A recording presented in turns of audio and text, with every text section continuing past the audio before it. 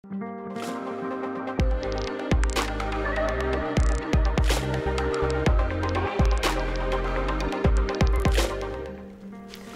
esse é o Conexão.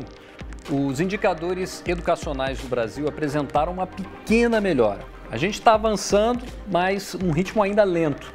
A PNAD contínua da educação de 2018 do IBGE revela que o país não deu um salto de qualidade. Mais da metade dos brasileiros com 25 anos ou mais não concluiu o ciclo básico de informação e as desigualdades socioeconômicas e regionais se refletem ainda nitidamente nos dados. A gente está falando de um manancial de informações extenso que a gente apenas começa a analisar aqui no programa. Certamente a gente vai voltar a falar em outras oportunidades, mas na missão de hoje, quem me ajuda a destrinchar um pouco a PNAD aqui no estúdio é a Juliana Leitão, que é especialista em políticas educacionais da Fundação Roberto Marinho, a Cláudia Cochin, que é diretora do Centro de Excelência e Inovação em Políticas Educacionais da FGV, e o sociólogo Simão Svartman, ex-presidente do IBGE. Muito obrigado pela participação de todos aqui no estúdio. Consegui falar o sobrenome do Simão, que era um desafio aqui. Começo perguntando para a Juliana. Juliana, a gente começou a ter uma noção agora dos dados de 2018, mas olhando aí os principais indicadores, a gente vê que avançou. A gente não pode dizer que não houve um pequeno avanço, mas ainda tem muito chão pela frente, né?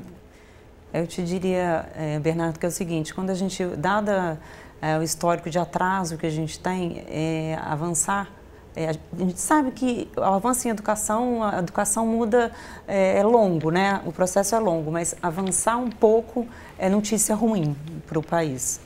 É o que eu tenho essa sensação. Quer dizer, a gente podia estar caminhando num ritmo mais rápido, né? A gente tem o dever de caminhar rápido, dado que a gente está tão atrasado. Agora, Cláudia, dentro desse contexto que a gente está vivendo, né, de um país ainda tentando se levantar de uma atividade econômica ainda muito baixa, como é que você avalia esses primeiros resultados aí? Bom, deixa eu dar um tom mais otimista um pouco. É importante lembrar que ano foi o ano de 2018, né? Foi um ano de crise, foi um ano... E a gente ainda não se reergueu dessa crise e, naturalmente, isso impacta também a educação. E a educação evolui devagar. O que é importante é olhar para a perspectiva histórica. O quanto que nós andamos, por exemplo, de 2000 para 2018.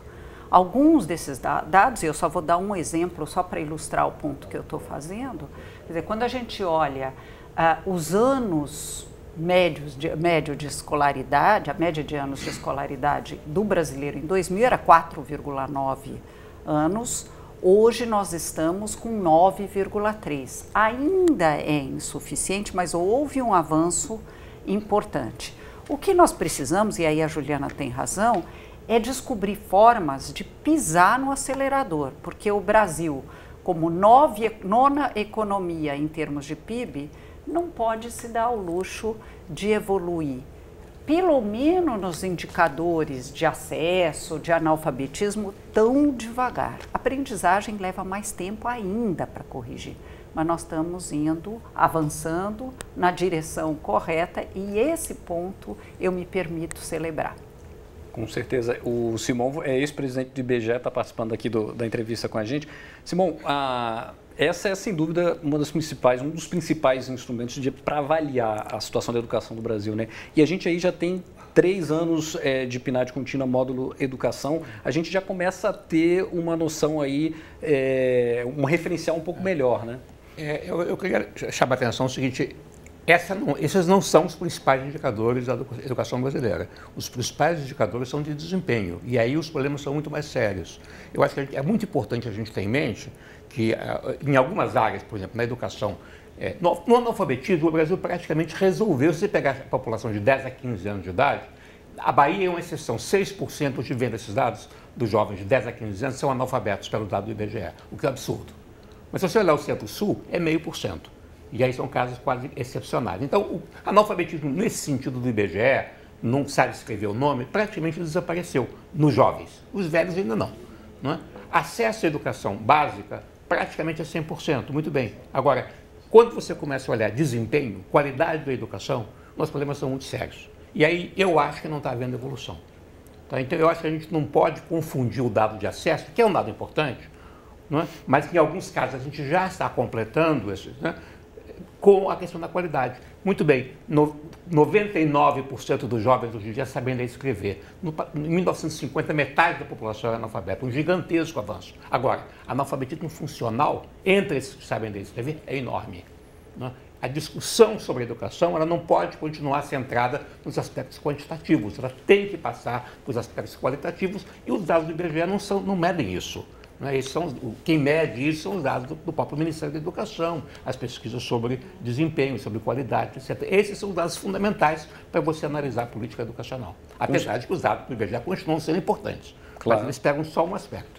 Do ponto de vista quantitativo, é um referencial importante que a gente tem, mas sem dúvida é preciso fazer toda uma consideração qualitativa que aí vai mais além realmente, e a gente discute muito isso aqui no Conexão, mas eu quero trazer uma outra pessoa para essa conversa, que é o Caio Sato, que é coordenador do Núcleo de Inteligência do Todos pela Educação. Olá, Caio, tudo bem? Oi, Bernardo, tudo bem? Bacana, bem-vindo aqui ao Conexão. A gente começou a destrinchar essa quase praticamente uma bíblia de dados aqui, que é essa PNAD contínua. Como é que você observa aí esses primeiros resultados? Qual a avaliação primeira que você faz? Pegando um pouquinho do gancho de cada um falou, começando pela Cláudia, realmente a gente tem que ressaltar os avanços que aconteceram no sistema educacional brasileiro desde os anos 2000, para não criar uma narrativa perigosa de que tudo vai mal à educação. Então, tivemos ganhos expressivos, especialmente no acesso à escola, né? Os dados da PNAD contínua mostram isso, a praticamente universalização do acesso no ensino fundamental. Mas, por outro lado, pegar esse gancho também de que a gente precisa pisar no acelerador, e nesse sentido é preocupante ver os dados relacionados ao NEM, que essa divulgação da PNAD nos trouxe, né? Então, em 2018 houve uma estagnação na proporção de jovens de 15 a 29 anos que nem estudavam nem trabalhavam. E colocando em números mais concretos, estamos falando de 11 milhões de jovens que não estão nem aumentando a sua escolaridade e nem se qualificando para o mercado de trabalho. Então, os números, assim, a gente quando abre o número, a gente fica impressionado, né? Porque aí dá uma dimensão, né, de como está, assim, por alto o nosso povo. Lembrando que o Simão falou, eu preciso qualitativamente também avaliar isso. O Caio vai continuar com a gente aqui no programa, a gente vai começar a mostrar alguns dados agora, a gente vai começar falando da taxa de analfabetismo e a gente vai ver a evolução disso. Bom, a gente já tem ali na tela de 2016 a 2018, pegando esses 3 anos de avaliação, a gente vê uma tendência de queda, né? A gente ainda tem aí esse percentual que é renitente, mas ele está indicando que estamos indo num caminho de resolver esse problema, como disse o Simão, né?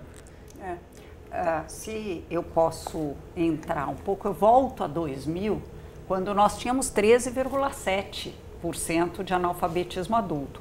Então, vem em queda.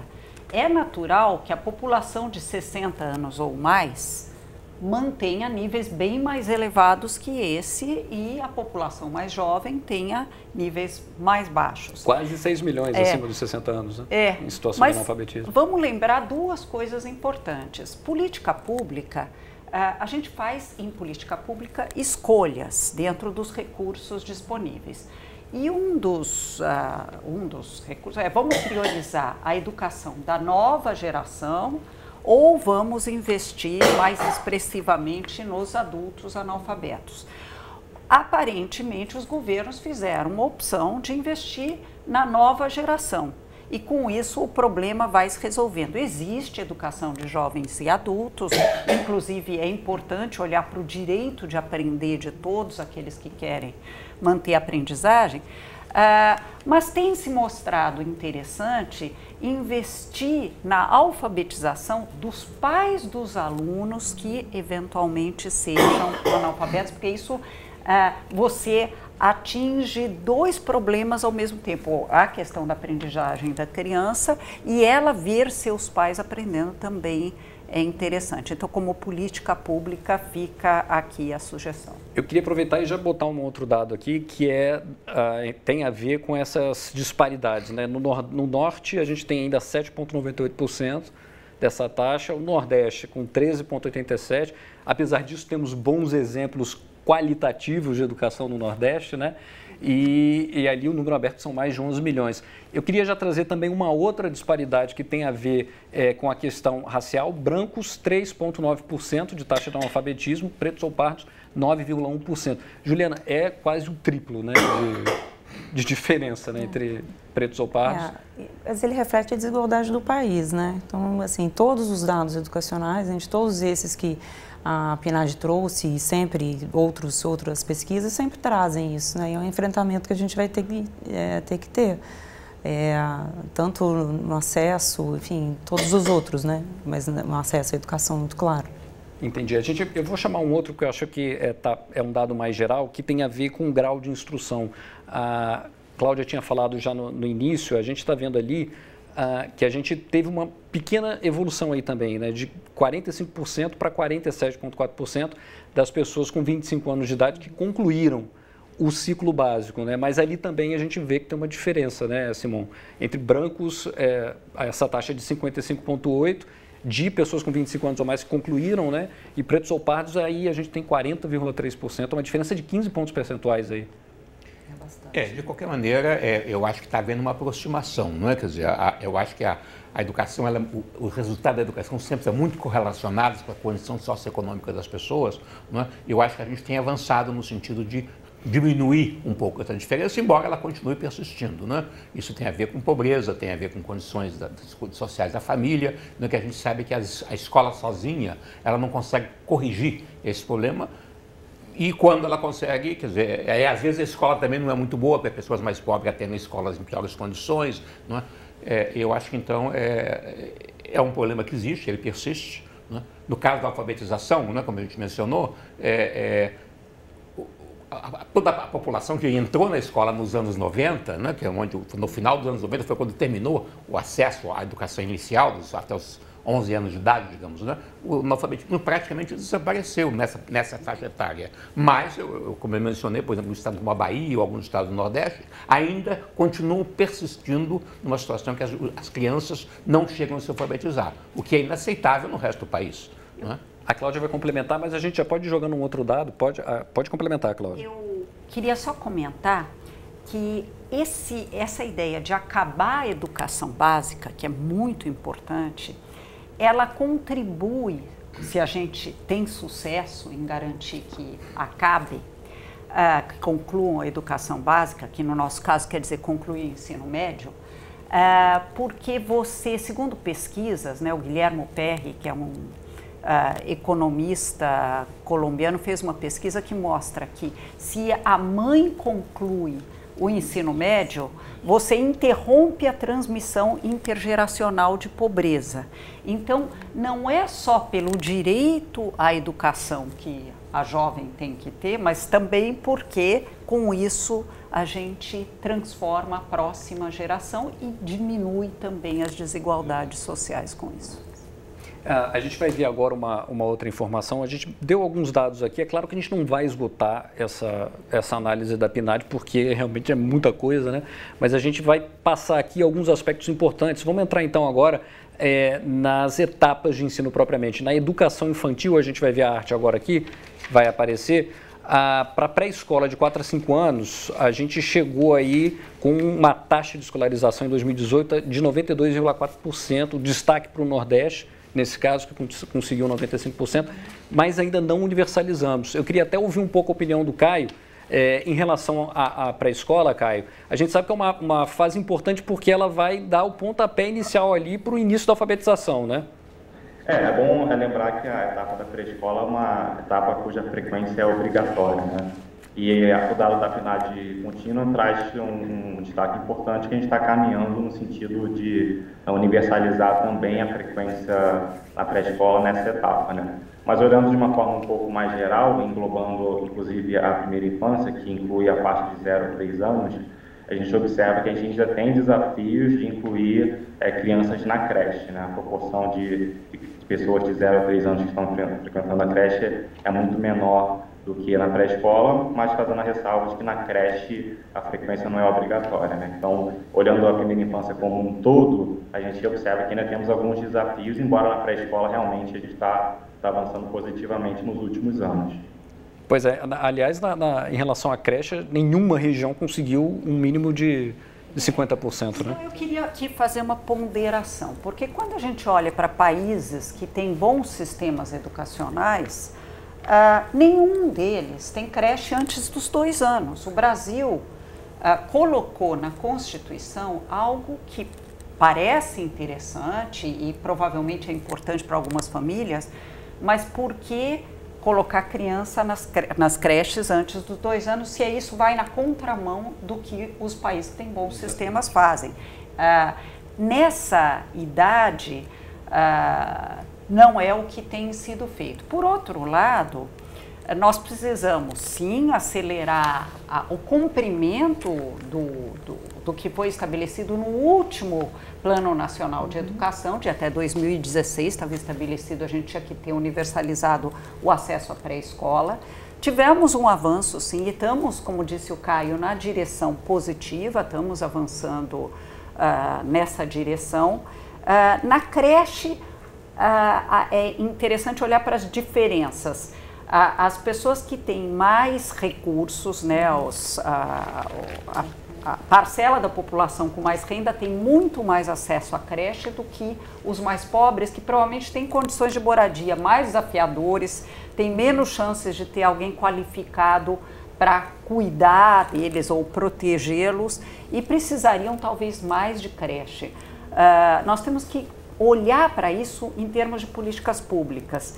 Focalizar as creches públicas em quem mais precisa, porque aí você vai ter condições de ter uma atenção qualificada para essa população e, ao mesmo tempo, poder garantir a universalização do acesso à pré-escola, que aí sim nós temos que cumprir algo que ainda não estamos cumprindo. Agora, falando em contraponto a isso, a gente tem um ensino fundamental que a gente vai ver agora, o ensino fundamental Brasil. Fazer um comentário ainda sobre a educação infantil, quer dizer, eu acho que ela é muito importante, né? Cada vez se entende mais a importância de que a criança adquira aquela base de competências que depois vão ser importantes para o resto da sua vida, não é? Agora, nós no Brasil não temos um sistema bom de avaliação da educação infantil.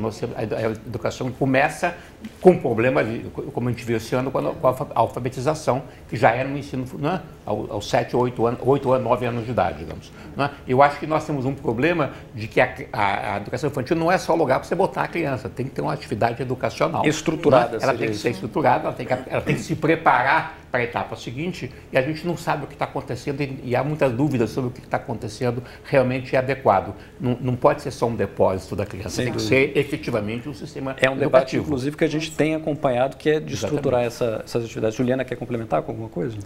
Não, eu então concordo um pouco com o que vocês estavam falando e em relação ao que a Cláudia colocou. Os dados também mostram que abrem por 0, 1 e 2, né?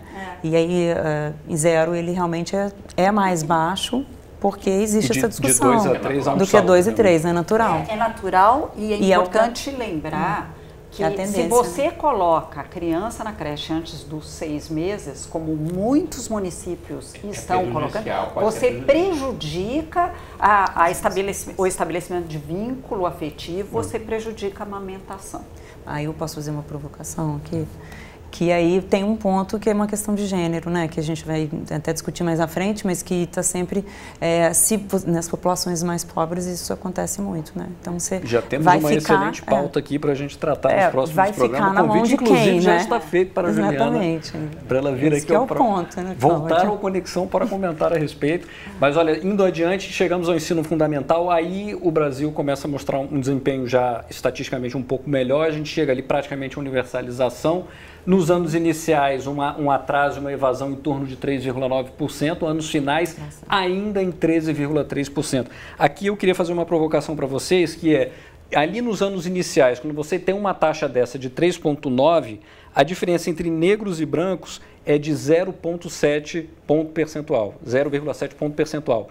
Nos anos finais, em que a taxa de atraso e evasão ainda é um pouco mais elevada, essa diferença entre brancos e negros vai de 6 pontos percentuais. Quer dizer, estatisticamente isso é significativo, né? Uma diferença verdadeira e importante, né? Quer dizer, nos anos iniciais é como que a família e a escola absorvem as crianças, dão espaço para as crianças e a gente sabe que nesse nível, até o chamado Fundamental 1, né, tem havido inclusive progresso do ponto de vista do conteúdo, ainda que é desigual no Brasil, mas alguns estados estão avançando muito em redes escolares, a gente já está aprendendo o que fazer ali. Quando chega no Fundamental 2, a partir dos 12 anos de idade, quando as crianças se transformam, começam a entrar na adolescência, aí as escolas já não sabem como manejar. E aí as diferenças sociais começam a bater mais forte, né? E as crianças começam a não conseguir acompanhar e começa a haver o abandono, né? E aí afeta justamente as pessoas que vêm em posição social pior. E vai virando um problema mais para frente cada vez maior, né? Eu vou chamar o Caio. Caio, a gente chega nos anos finais do ensino fundamental, aumenta aí esse atraso e no ensino médio a coisa se intensifica, né? Pois é, no ensino médio a gente começa a ver que a frequência à escola já começa a aparecer de uma forma um pouco mais forte.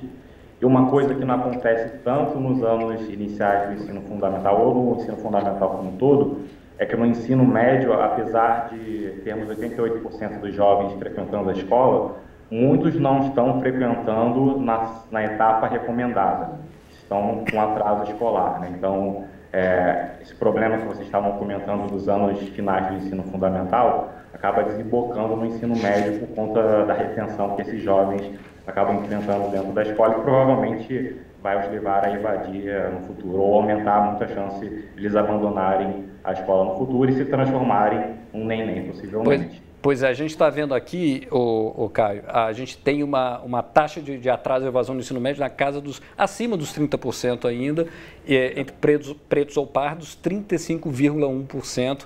É realmente um gargalo histórico esse, né? Ah, sem dúvida, sem dúvida. Os jovens de 15 a 17, em grande medida, estão na escola, só que eles entram, se matriculam, repetem o primeiro ano, porque quando a gente olha o que o Simon falou, você vai acumulando deficiências de aprendizagem ao longo dos anos. Sim, no 5º ano, no SAEB, a gente vem mostrando melhoras a cada edição da prova. Mesmo assim, quando a gente olha a Avaliação Nacional de Alfabetização, já 55% quase dos alunos no 3º ano não estão alfabetizados.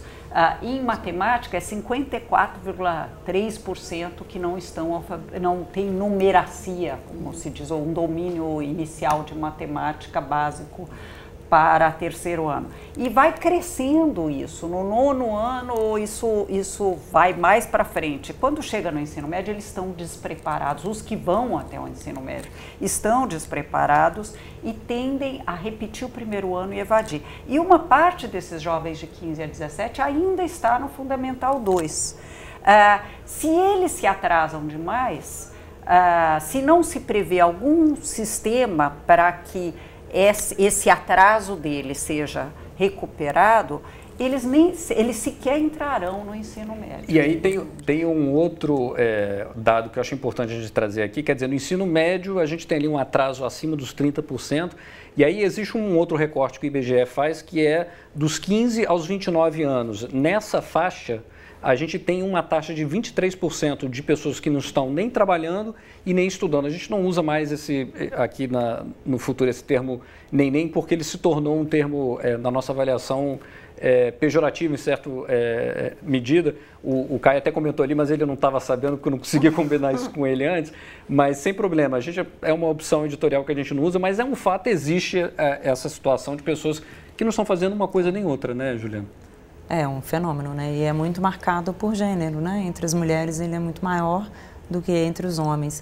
E quando você corta isso por idade, isso é o que sempre me impressiona mais, a gente estava conversando.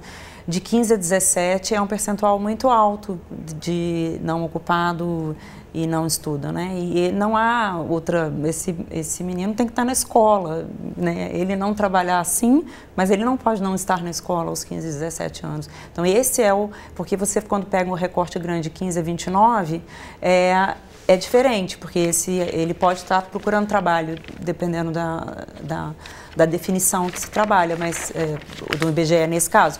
Mas 15 a 17 não teria conversa, né, Cláudia? Tem que estar na escola. E o ponto que me chama a atenção, já há bastante tempo, é que há mais meninas nessa condição do que meninos. É muito próximo, mas há mais meninas.